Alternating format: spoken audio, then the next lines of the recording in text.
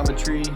So for this lesson, we're going to be doing the last lesson of Unit 4, which is going to be 4.10, and we are dealing with triangle proportionality. So in the last lesson, we learned how to prove triangles are similar. So now we're going to take some more postulates and we're going to apply some proportionality to solve some problems.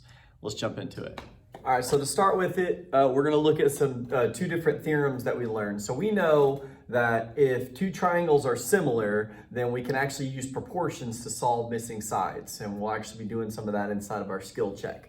But right here, we're going to learn some special things that are going to happen in triangles that creates a special type of proportionality. So then we can use it to help us solve problems. And then it's going to basically continue our knowledge within proportionality here. So the first one we're going to look at is the triangle proportionality theorem. And what this states is that if a line is parallel to one side of a triangle, so that means we basically have a line going on this triangle that's parallel to the other side of this triangle right here. And when this happens, it says it intersects the other two sides of the triangle, then it divides the two sides proportional. They make them proportional. And what this means is that right here I have a parallel line to another one within this triangle. And what this means, I'm going to use different colors here so we can see it.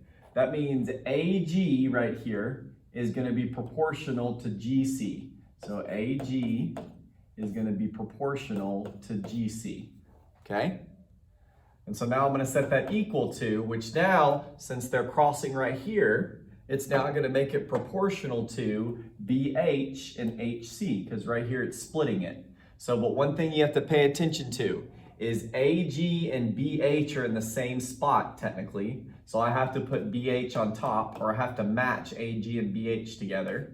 And then HC and GC are together, so HC goes on bottom, so that makes them proportional. So that means if I didn't know one of these or I needed to find something, I can end up cross-multiplying and solving for it, okay? Because it creates a proportion. So again, two parallel lines makes these two sides proportional, these two sides proportional, and we can create a proportion to help it out, okay?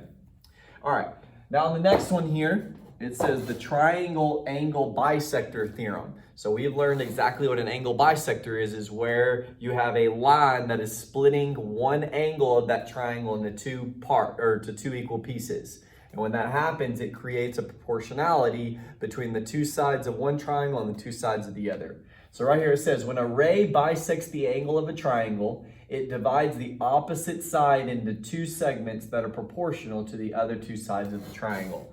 So right now, looking at this, we have a line that is bisecting this angle right now, which means those two are congruent, okay? And when this happens, it creates a proportionality here. So right now, I'm gonna do the same thing. So that means now ED and DG are gonna be proportional to each other. And EF and FG are gonna be proportional to each other. So now if I wanted to write this, I would end up putting ED on top of DG. And then I'm going to change it to blue. And then look, ED and EF are technically the same thing on both the triangles. So I'm going to put EF on top. And then on bottom, DG and GF are technically the same thing. So I'm going to put GF on bottom. So whenever I create this proportionality, I can cross multiply and solve here. So now we're going to take these two rules and we're going to apply them to our examples. And then we're going to go apply it either to your skill check. Okay, so here we go. All right, let's go ahead and look at example number 1 here. So what it says is we need to find the value of x. So right now what we can see is we have a triangle and we have a line that's intersecting both of the sides of my triangle and it's parallel to one side. So I'm going to end up using my triangle proportionality theorem here. And what that states is these two sides are going to be proportional and these two sides are going to be proportional to each other. So now I can create a proportion to help me to solve it. So right now, I'm going to go ahead and kind of color code it again. So that means this line right here is going to be proportional to this line right here.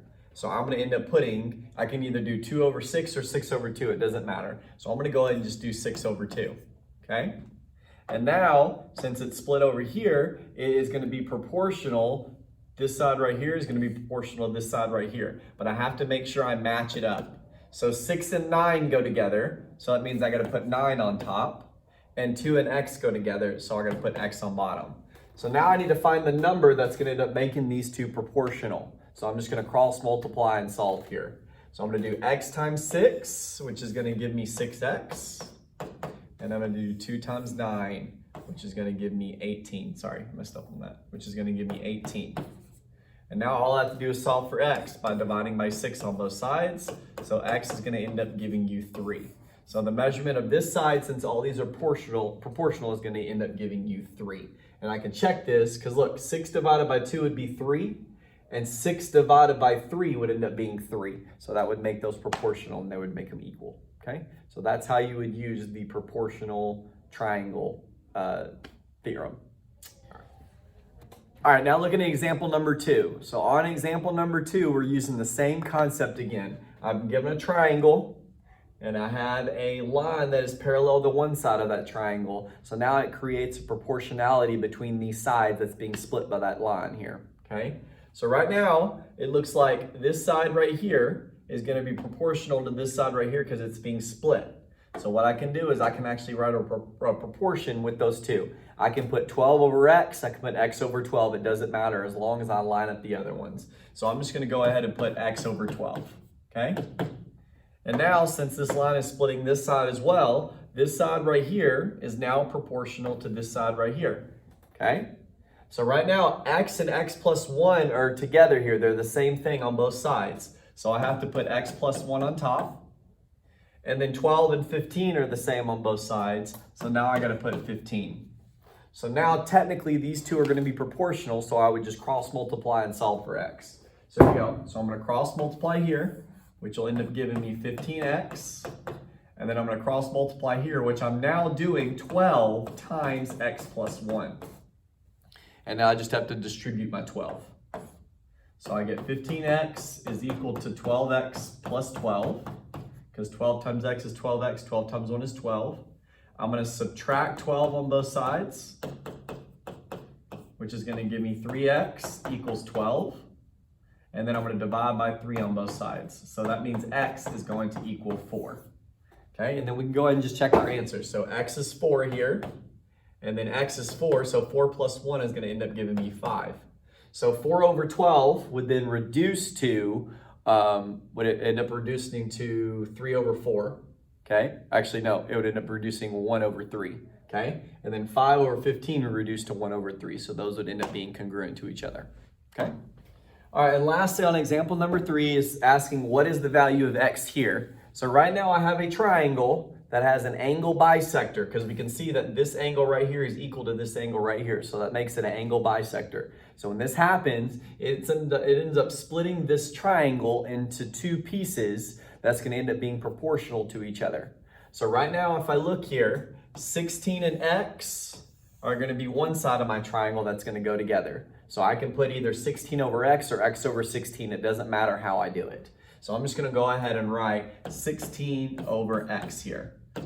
Now I'm going to set that equal to the other piece of the triangle that becomes proportional, which is going to be 12 and 9. Those become proportional. But the one thing that I have to see here is 16 and 12 are technically the same. So I'm going to put 12 on top. And then x and 9 are technically the same. So I'm going to put 9 on bottom. Not the same measurement, but the same spot, or they're corresponding to each other. That's what I mean. Okay? And so now all I have to do is cross multiply and solve for x here. Okay, so right here, I'm going to cross multiply 12 and x, which will give me 12x. And then 9 times 16, so 9 times 10 is 90.